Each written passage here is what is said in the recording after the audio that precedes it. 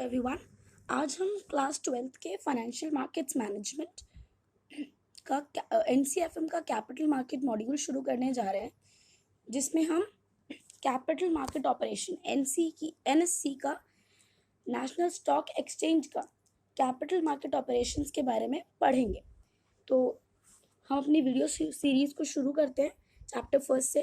Chapter 1 है introduction to Indian securities market and trading membership. Means सबसे पहले हम इंडियन सिक्योरिटीज मार्केट के बारे में पढ़ेंगे और उसके बाद ट्रेडिंग मेंबरशिप कैसे मिलती है, कैसे एक्सपेल होता है, कैसे सस्पेंशन होता है, इस सब के बारे में हम इस यूनिट में पूरे चैप्टर में पढ़ने वाले हैं। तो 1.1 से शुरू करते हैं। Market segment. मार्केट सेगमेंट में क्या दे रखा है? मार्केट सेगमेंट सिक्योरिटीज मार्केट जो बेसिकली हम इस सेशन में जो बात करेंगे, इस पूरे मॉड्यूल में जो हम बात करेंगे वो एनएससी के बारे में बात होगी। तो एनएससी के कितने सेगमेंट है? The security market has two interdependent and inseparable segment. Interdependent है और इनसेपरेबल सेगमेंट है primary market and secondary market. तो एक प्राइमरी मार्केट होता है और एक सेकेंडरी मार्केट होता है। तो आगे हम बढ़ते हैं, हम समझेंगे कि प्राइमरी मार्केट क्या होता है। Primary market provides an opportunity to the issuers of security, both government and corporation, to raise resources to meet their requirements of investment। कि जो प्राइमरी मार्केट है वो अपने जो गवर्नमेंट है या फिर जो कॉरपोरेशन है उसको एक प्लेटफॉर्म प्रोवाइड करता है कि यहाँ इस प्लेटफॉर्म पर आकर, मतलब कि प्राइमरी मार्केट में आकर गवर्नमेंट और जो कॉरपोरेशन मीन्स जो कंपनीज हैं वो अपने जो कंपनी है उसकी सिक्योरिटीज को बेच सकती हैं, सो दैट वो रिसोर्सेज रेज कर पाए। मतलब कि अपना जो उनका जो बिजनेस है, जो कंपनी है, उसमें इन्वेस्टमेंट करने के लिए रिसोर्सेज को रेज कर पाए। तो क्या होगा? जो कंपनी है वो डायरेक्टली इन्वेस्टर्स को शेयर देगी। शेयर मतलब अपनी कंपनी में हिस्सेदारी देगी, एक सर्टिफिकेट के फॉर्म में उसको इशू करेगी कि आपकी इतने रुपए में आपकी ए बंदे की इस एबीसी कंपनी में इतनी % की हिस्सेदारी है, इतने % का शेयर है। तो जो कंपनी होती है वो डायरेक्टली इन्वेस्टर को शेयर इशू करती है, कोई बीच में नहीं आता, कंपनी डायरेक्टली इशू करती है। आगे बढ़ते हैं। सेकेंडरी मार्केट क्या है? Secondary market refers to a market where securities are traded after being offered to the public in the primary market or listed on the stock exchange। इसका क्या मतलब है कि जो सेकेंडरी मार्केट है, सेकेंडरी मार्केट एक ऐसा मार्केट है जहां पे उन सिक्योरिटीज की ट्रेडिंग, उन सिक्योरिटीज की बाइंग सेलिंग होती है जो कि ऑलरेडी प्राइमरी मार्केट में इन्वेस्टर्स को इशू की जा चुकी हैं।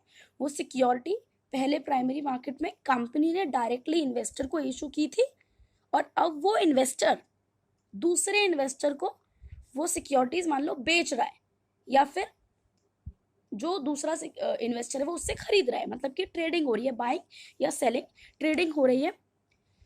तो उस मार्केट को क्या कहते हैं? Secondary market. अब इसी को primary market and secondary market को एक एग्जाम्पल के थ्रू समझ लेते हैं। मान लो कि हम एक ऑटोमोबाइल कंपनी का एक एग्जाम्पल लें। कैसे? कि जो ऑटोमोबाइल कंपनी है वो व्हीकल्स बना के अपने शोरूम में भेजती है। वहाँ पे इन्वेस्टर आता है, शोरूम से सामान जो व्हीकल है वो खरीद के चला जाता है। मतलब तो क्या हुआ? ये हुआ प्राइमरी मार्केट कि यहाँ पे इन्वेस्टर आया, उसने पैसे दिए कंपनी को, कंपनी को पैसे दिए और कंपनी से उसने हिस्सेदारी शेयर ले लिया। मीन्स जो अगर नॉर्मल एग्जांपल में देखें तो पैसे दिए, कार लेके भाई चला गया। ठीक हो, ये तो हो गया प्राइमरी मार्केट। बट अगर सेकेंडरी मार्केट की बात करें तो सेकेंडरी मार्केट में वही बात आ जाती है जैसे कि सेकेंड हैंड मार्केट होता है, जहाँ पे बंदे ने पहले तो शोरूम से खरीदी थी, बट अब वो बंदे को या तो दूसरा चाहिए, इंडिविजुअल है कोई भी, उसको या दूसरी कार खरीदनी है, वो कार वो पसंद नहीं है, तो वो क्या करेगा? सेकेंड हैंड मार्केट में जाएगा, या फिर उसे कुछ भी, अगर what ever the problem is, तो या फिर मतलब तो वो जो बंदा है, जो इंडिविजुअल है, वो एक सेकेंड हैंड मार्केट में जाएगा, वो उस व्हीकल को बेच देगा और जो दूसरा इन्वेस्टर है, जो बंदा है जो कि खरीद रहा है, उसको पैसे दे देगा, वो दोनों नेगोशिएशन कर लेंगे कि किस तरीके से उसको, किस बायर को कितने पे खरीदना है, सेलर को कितने पर बेचना है, ये सब हो जाएगा। तो ये जो होता है वो होता है secondary market, second hand market एक तरीके से। अब बीच में कुछ इंपॉर्टेंट चीजें हैं, जैसे कि मैं हाईलाइट कर रही हूँ, आप स्क्रीन पर देखें, जैसे कि आपको स्क्रीन पर दिख रहा होगा, under Companies Act 1956, an issue is referred as public if it results in allotment of securities to 50 investors or more। मतलब Companies Act 1956 ये कहता है कि अगर कोई कंपनी मीन्स कोई इशूअर अपनी जो सिक्योरिटीज है उनको इशू करता है 50 इन्वेस्टर्स या उनसे ज़्यादा, 50 या उससे ज़्यादा इन्वेस्टर्स को अगर कोई कंपनी सिक्योरिटीज इशू कर रही है, तो उस इशू को हम क्या कहेंगे, उस इशू को हम कहेंगे पब्लिक इशू। क्या कहेंगे? पब्लिक इशू कहेंगे। इतनी बात हो गई। Next, however when the issuer makes an issue of securities to a select group, मतलब अब जो इशूअर है, इशूअर मीन्स जो कि कंपनी है, जो कि अपनी सिक्योरिटीज को मार्केट में इशू कर रही है, तो वो जो इशूअर है, वो जो सिक्योरिटीज को जो इशू करे, वो एक अब क्या करेगी, वो एक select group of persons not exceeding 49, मतलब एक ऐसा ग्रुप, मतलब कि 49 से ज़्यादा नहीं होने चाहिए वो लोग, 49 या 49 से कम लोगों को जब कोई इशूअर अपनी सिक्योरिटीज को इशू कर रहा है, तो उस इशू को हम क्या कहेंगे, हम उसे कहेंगे प्राइवेट प्लेसमेंट। हम उसे कहेंगे प्राइवेट प्लेसमेंट। एक हो गया प्राइमरी मार्केट क्या होता है, सेकेंडरी मार्केट क्या होता है। और प्राइमरी मार्केट में दो तरीके से जो इशूएंस होती है, एक पब्लिक इशू होता है और एक प्राइवेट प्लेसमेंट होती है। इसको हमने समझ लिया, आगे बढ़ते हैं। अब इसमें एक और इम्पॉर्टेंट पॉइंट दे रखा है कि जो सेकेंडरी मार्केट है, पहले तो हम देखेंगे कि मार्केट है, उसके दो सेगमेंट है, प्राइमरी मार्केट और एक secondary market. Further secondary market divide होता है दो मीडियम्स में एक तरीके से, एक over the counter means OTC market and the exchange traded market. तो हम समझ लेते हैं कि OTC मार्केट क्या है एंड एक्सचेंज ट्रेडेड मार्केट क्या है। अब इसको ध्यान से समझिएगा, मगिंग नहीं करनी है, समझना है। OTC क्या होता है, OTC मार्केट क्या होता है, ये एक, पहले हम ये वाली लाइन पढ़ लेते हैं ताकि हमें समझने में थोड़ी सी आसानी हो। OTC markets are informal markets where trades are negotiated. OTC का जो मार्केट है, वहां पे क्या होता है कि दो इन्वेस्टर मिलते हैं और आपस में नेगोशिएशंस कर लेते हैं कि भाई मेरे को इतने में बेचना है, तुम इतने में खरीदोगे तो खरीदो, वरना मत खरीदो, या फिर ठीक है, वो कहता है कि मैं 50 में बेचूंगा, वो कहता है, दूसरा जो बंदा है वो भी बोल रहा है कि हाँ मैं 50 में खरीद लूंगा। तो ये क्या हुआ, नेगोशिएशन हो गए, सिक्योरिटीज बिक गई। ये क्या हुआ, एक इनफॉर्मल तरीका हुआ, इसमें कोई अथॉरिटी नहीं आई, कोई इन लोगों ने कुछ गाइडलाइंस को फॉलो नहीं किया। तो ये जो थी, ये किस मार्केट में ये जो ट्रेडिंग थी वो हुई, ये OTC market, over the counter. Next, अगला क्या है, exchange traded market. Exchange traded market means exchange एक फाइनेंशियल प्लेटफॉर्म है जहां पे इन्वेस्टर्स आकर सिक्योरिटीज में अपना पैसा लगा सकते हैं, इन्वेस्ट कर सकते हैं। तो यहाँ क्या होता है, एक्सचेंज को रेगुलेट करने वाली भी एक रेगुलेटरी बॉडी होती है, उसकी कुछ गाइडलाइंस होती हैं। तो जो इन्वेस्टर्स एक्सचेंज पर आकर ट्रेडिंग करेंगे, तो वो जो तरीका होगा, एक्सचेंज पर आप आए, आपने कोई शेयर खरीदा, उसको कहेंगे हम एक्सचेंज ट्रेडेड मार्केट। आपने किस मार्केट से ये सिक्योरिटीज खरीदी है, आपने एक्सचेंज ट्रेडेड मार्केट से ये सिक्योरिटीज खरीदी है। हमने क्या क्या पढ़ लिया, हमने पढ़ लिया मार्केट सेगमेंट दो होते हैं, primary market and secondary market. Primary और सेकेंडरी मार्केट को समझ लिया, पब्लिक इशू क्या होता है, प्राइवेट प्लेसमेंट क्या होता है, समझ लिया। आगे बढ़ते हैं। आगे ये 1.2 है, जिसमें ये बता रहा है की इंडिकेटर्स ऑफ सिक्योरिटी मार्केट। की इंडिकेटर्स ऑफ सिक्योरिटीज मार्केट क्या होता है। अब इंडिकेटर्स क्या होता है, इंडिकेटर्स मीन्स जो इंडिकेट करते हैं कोई भी चीज, जैसे वॉशिंग मशीन में इंडिकेशन आ जाती है कि भाई कपड़े धुल गए, इसी तरीके से सिक्योरिटीज मार्केट के जो इंडिकेटर्स होते हैं वो सिक्योरिटीज मार्केट के बारे में बताते हैं। मतलब कि सिक्योरिटीज मार्केट की हेल्थ कैसी चल रही है, वो बढ़ रहा है, वो ग्रो कर रहा है, या फिर उसमें नुकसान हो रहा है, क्या हो रहा है, उसकी हेल्थ कैसी चल रही है। तो जो इंडिकेटर्स हमें सिक्योरिटीज मार्केट के बारे में बताएं, तो उसके बारे में हमें कुछ इंडिकेटर्स हमें आगे दे रखे हैं, उसके बारे में हम पढ़ेंगे। कैसे? जो फर्स्ट है वो है इंडेक्स। इंडेक्स को हिंदी में क्या कहते हैं? इंडेक्स को हिंदी में कहते हैं सूचकांक। सूचकांक मीन्स सूचना का अंक, मतलब है कि एक ऐसा नंबर जो कि आपको कुछ इंफॉर्मेशन प्रोवाइड करता है। ओके, तो इंडेक्स को कैसे हम करते हैं, मतलब कि क्या होता है इंडेक्स में? तो इतना तो हमें पता है कि हम एनएससी को पढ़ रहे हैं। किसको पढ़ रहे हैं हम? एनएससी को। The blue chip index of NSC is CNX Nifty. CNX Nifty जो है हमारा ब्लू चिप इंडेक्स है एनएससी का। तो यहाँ जो एनएससी है वो एक्सचेंज है, नेशनल स्टॉक एक्सचेंज। यहाँ पर बहुत सारी कंपनी लिस्टेड है। तो क्या होता है कि वो जो सारी कंपनीज है वो डिफरेंट डिफरेंट सिक्योरिटीज में ट्रेडिंग कर रही होती हैं।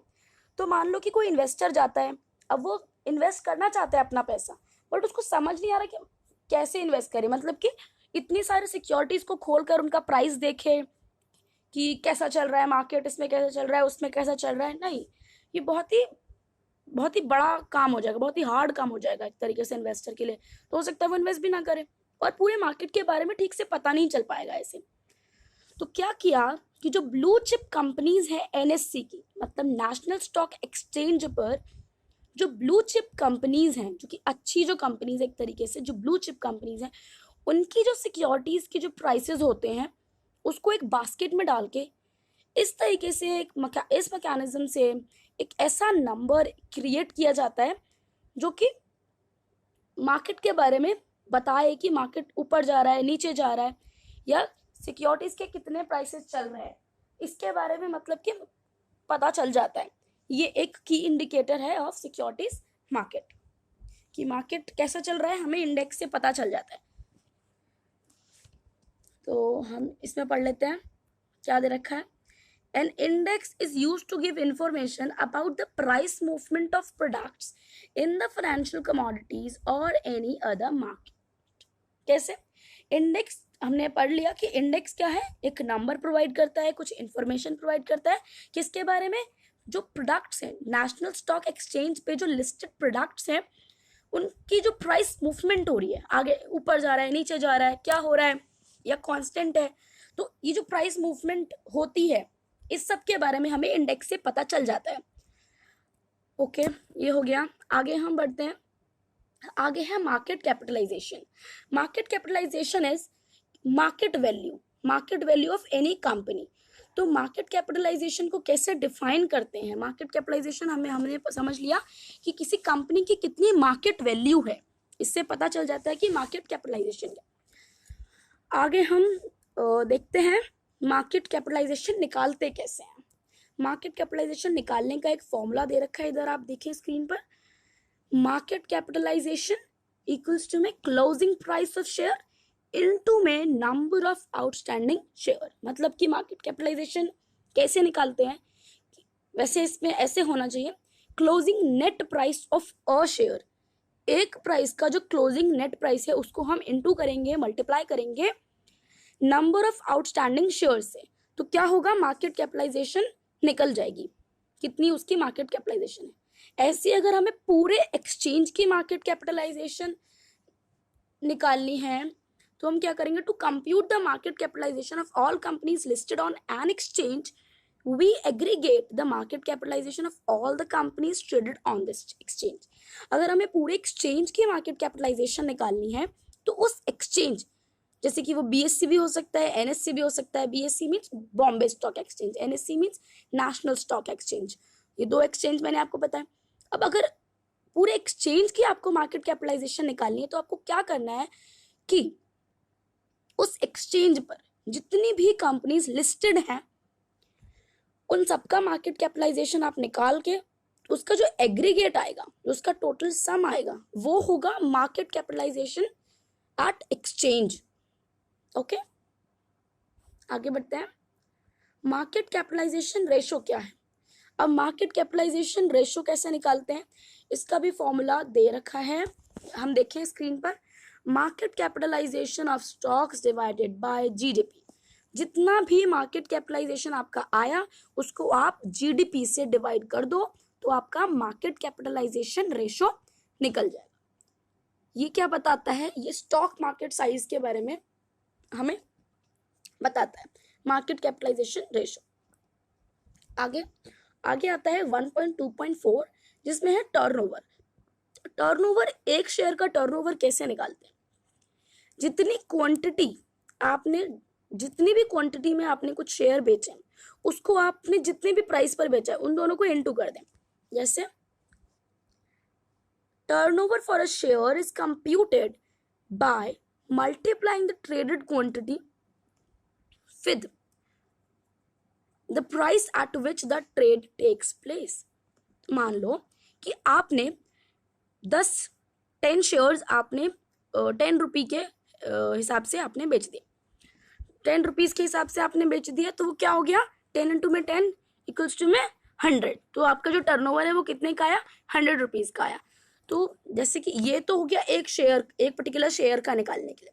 अब अगर आपको टर्नओवर जितनी भी जो कंपनीज जो एक्सचेंज पर लिस्टेड हैं, अगर आपको उसका का टर्नओवर निकालना है तो आप कैसे करोगे कि वो जो कंपनीज हैं उन्होंने जितनी भी शेयर्स में जितनी भी ट्रेडिंग की है और जितने भी प्राइस पे की है सबको हम इनटू करके एग्रीगेट जब निकालेंगे, मल्टीप्लाई करके जब एग्रीगेट निकालेंगे तो हमें एक्सचेंज का जो टर्नओवर है, पूरे एक्सचेंज का टर्नओवर पता चल जाएगा।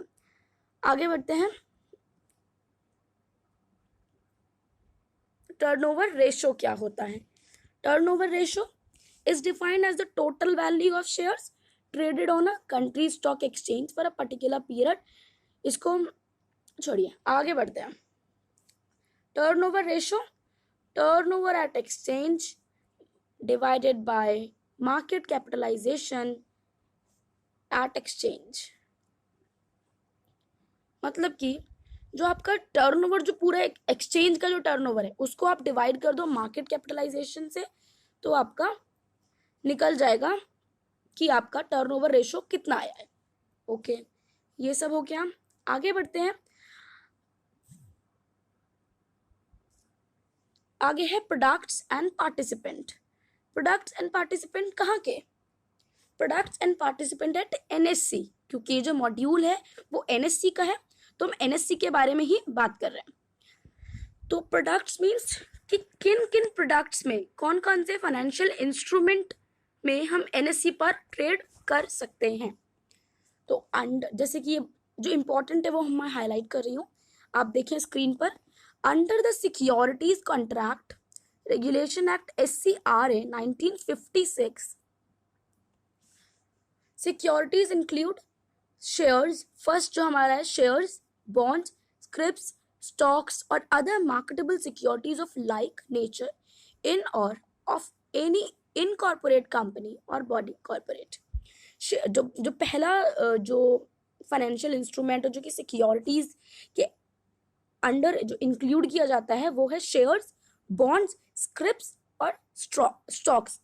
तो जो शेयर्स, स्क्रिप्ट्स और जो स्टॉक्स हैं ये सब सिमिलर है, बट जब बॉन्ड की बात आती है तो बॉन्ड पे क्या होता है, हमें इंटरेस्ट मिलता है। कंपनी हमें बॉन्ड पे डिविडेंड नहीं देती है, डिविडेंड नहीं मिलता हमें, उस पर मिलता है इंटरेस्ट। बाकी जो शेयर, स्क्रिप्ट्स होते हैं इन पर हमें डिविडेंड मिलता है, और जब इनके मार्केट प्राइस रेज होते हैं तो भी इन्वेस्टर को फायदा होता है। आगे ये हमने समझ लिया फर्स्ट पॉइंट। नेक्स्ट है गवर्नमेंट सिक्योरिटीज। गवर्नमेंट सिक्योरिटीज बहुत सिंपल है, जो सिक्योरिटीज गवर्नमेंट इशू कर रही है इन्वेस्टर्स को मार्केट में आकर, वो गवर्नमेंट सिक्योरिटीज है, क्योंकि गवर्नमेंट को भी तो पैसा चाहिए होता है इन्वेस्ट करने के लिए कंपनीज में। तो वो इन्वेस्टर्स के एक मार्केट में आई, इन्वेस्टर्स को शेयर इशू कर दिए, इन्वेस्टर्स उनको पैसे देंगे और वो मार्केट अपने जो कंपनीज है, अपना जो बिजनेस है, अपना जो भी है उसमें वो लगाएंगे। तो ये हो गई जो गवर्नमेंट जो सिक्योरिटीज इशू करती है उसे गवर्नमेंट सिक्योरिटीज कहते हैं, सिंपल है। थर्ड है हमारा derivatives of securities. Derivatives of securities क्या होता है, डेरिवेटिव का मतलब होता है फ्यूचर कॉन्ट्रैक्ट। मीन्स ऐसे सिक्योरिटीज जिसमें हमने फ्यूचर कॉन्ट्रैक्ट कर रखा है कि हम फ्यूचर में ये सिक्योरिटीज में ट्रेडिंग करेंगे। जैसे कि एग्जांपल, जैसे कि मैं हूँ और एक मेरी एक दोस्त है, हम दोनों ने एक एक नेगोशिएशन, एक अग्रीमेंट कर लिया कि भाई देखो 6 महीने बाद मैं तुमसे ये वाला शेयर, एग्जाम्पल है कि शेयर मैं तुमसे ये लूंगी या फिर मैं तुमसे कोई भी चीज लूंगी 6 महीने बाद, सर्टेन एक प्राइस है, मान लीजिए उसका प्राइस है 100 रुपये, तो मैं तुमसे ये जो पर्टिकुलर चीज है वो मैं तुमसे 100 रुपये पे लूंगी। तो उसने कहा कि ठीक है, हम दोनों ने एक एग्रीमेंट पर साइन कर दिए कि भाई देखो हम ये 6 महीने बाद ये वाली चीज सर्टेन इतने प्राइस पर हम ये आपस में हमारा ट्रेड होगा। तो जो 6 महीने बाद है हमारा ट्रेड हो जाएगा। इसमें क्या होता है कि आप को जो ट्रेड करना है, जो 6 महीने बाद जो एक जो सर्टेन वैल्यू है, वो जो वैल्यू है, जो प्राइस है उस किसी भी चीज का, मान लीजिए कोई शेयर ही है, तो उसका प्रेजेंट डे पे उसका प्राइस जो है वो हम डिफाइन करते हैं, वो हम बताते हैं। 6 महीने बाद उसका वो जो शेयर है उसका प्राइस बढ़े या घटे, इससे हमें लेना देना नहीं है। हमने जिस प्राइस पर अग्रीमेंट कर लिया हम उसी प्राइस पर सिक्योरिटीज में ट्रेडिंग कर लेंगे। ये हो गया derivatives of securities. Next 4th point जो कि सिक्योरिटीज के अंडर आता है वो है units of collective investment scheme. Collective investment scheme मतलब पैसा कलेक्ट करते हैं, जो इन्वेस्टर होते हैं उनसे पैसा कलेक्ट किया किसी एजेंसी ने, किसी कंपनी ने, और उस पैसे को, उस फंड को मैनेज करके इन्वेस्ट कर दिया मार्केट में, एंड देन जो भी प्रॉफिट आया वो इन्वेस्टर्स के बीच में डिवाइड कर दिया। जैसे कि इसका एक एग्जाम्पल म्यूचुअल फंड भी है। म्यूचुअल फंड में भी ऐसे ही होता है, इन्वेस्टर्स पैसा लगाते हैं, एजेंसी उनको मैनेज करके फंड को मार्केट में लगा देती है कोई भी या कोई कंपनी, उसके बाद जो प्रॉफिट होता है वो इन्वेस्टर्स को मिल जाता है। नेक्स्ट हमारा 5th जो पॉइंट है वो हम interest and rights in securities. मतलब जैसे कि अभी मैंने आपको बताया कि जो बॉन्ड होता है उस पर जो गवर्नमेंट है वो हमें इंटरेस्ट, गवर्नमेंट है जो भी उसको इशू कर रहा है तो हमें इंटरेस्ट मिलता है उसके ऊपर। तो मान लो कि मेरे को एक बॉन्ड के ऊपर इंटरेस्ट मिला, तो अब मैं क्या कह रही हूँ कि जो मेरे को जो इंटरेस्ट मिला है मैं उसको भी मैं ट्रेड करना चाहूंगी, उसकी भी मैं ट्रेडिंग करूंगी। तो ये हो गया। या फिर कोई कंपनी राइट इशू जैसे निकालती है तो उसके ऊपर भी मुझे ट्रेडिंग करनी है। तो ये हो गया interest and rights in securities and security receipt or any other instrument so declared by the central government, या सेंट्रल गवर्नमेंट के द्वारा या कोई भी सिक्योरिटी रिसिप्ट हम एनएससी पर ट्रेड कर सकते हैं। आगे हम पढ़ें तो ब्रॉडली जो सिक्योरिटीज होती हैं वो हमें पता ही है, वो 3 टाइप की होती है, इक्विटीज होगी, डेट सिक्योरिटीज होंगी या डेरिवेटिव होंगे। हमने प्रोडक्ट्स पढ़ लिया इसका कि प्रोडक्ट्स क्या क्या होते हैं। आगे बढ़ते हैं, आगे हम पढ़ेंगे पार्टिसिपेंट्स। पार्टिसिपेंट्स मतलब पार्टिसिपेंट एट एनएससी। एनएससी ये जो पूरा मार्केट है, नेशनल स्टॉक एक्सचेंज, मतलब जो मार्केट है वहां पे कौन, एक्सचेंज में मार्केट जो होते हैं, जो सिक्योरिटीज मार्केट है उसमें कौन पार्टिसिपेट करता है। तो कौन पार्टिसिपेट करता है ये हम एक फ्लो चार्ट के थ्रू समझेंगे। जैसे कि आपको स्क्रीन पर दिखाई दे रहा होगा मार्केट पार्टिसिपेंट, ये मैं है market participant. Investors, market participant में क्या आ गया, इन्वेस्टर्स आ गए, इशूअर आ गया, इंटरमीडिएरी आ गए। अब इन्वेस्टर क्या होता है पता है भाई, जो पैसा लगाता है वो इन्वेस्टर होता है। इशूअर क्या है, जो अपनी जो इशूअर मीन्स जो कंपनी या फिर मतलब एक कंपनी समझ के चलते हैं, इशूअर मीन्स कंपनी जो अपनी शेयर को इशू करती है, सिक्योरिटीज को इशू करती है, वो इशूअर है। इंटरमीडिएरी क्या है, इंटरमीडिएरी मतलब बिचौलिया। अब जैसे कोई भी इन्वेस्टर होते हैं, अब उनको ज़्यादा नॉलेज नहीं होती, जैसे मैं फ्रेश इन्वेस्टर मान लो तो मुझे ज़्यादा नॉलेज नहीं है मार्केट की, कैसे इन्वेस्ट करना है, कहाँ इन्वेस्ट करना है, कितना इन्वेस्ट करना है, तो मैं इंटरमीडिएरीज के पास जाऊंगी, वो मेरी हेल्प करेंगे और सही तरीके से मार्केट में पैसा लग जाएगा मेरा, और ताकि मुझे प्रॉफिट हो सके। तो इंटरमीडिएरीज जैसे कि होते हैं हमारे सब ब्रोकर, ब्रोकर और बहुत सारे इंटरमीडिएरीज होते हैं जो कि मार्केट में पार्टिसिपेंट्स के रूप में काम करते हैं, उनके फॉर्म में काम करते हैं। तो आगे इसमें एक और चीज़ दे रखी है कि जो पार्टिसिपेंट होते हैं, ये जो पार्टिसिपेंट है इनको रेगुलेट कौन करता है। तो जो पार्टिसिपेंट है इनको रेगुलेट करती है SEBI. SEBI means securities and exchange board of India. मतलब ये जो सेबी है वो हमारे जो इंडिया की जो एक्सचेंज है उनको रेगुलेट कौन करता है? सेबी। और यहाँ पर जो पार्टिसिपेंट है उनको भी रेगुलेट कौन करता है? सेबी। एक तो सेबी, दूसरे RBI, RBI reserve bank of India, तीसरा ministry of corporate affairs MCA and the department of economic affairs DEA of the ministry of finance. मतलब पहला जो हमारा रेगुलेटरी बॉडी है वो है SEBI, securities and exchange board of India SEBI, reserve bank of India दूसरा RBI, तीसरा ministry of corporate affairs MCA and the department of economic affairs DEA of the ministry of finance. तो आज के लिए बस इतना।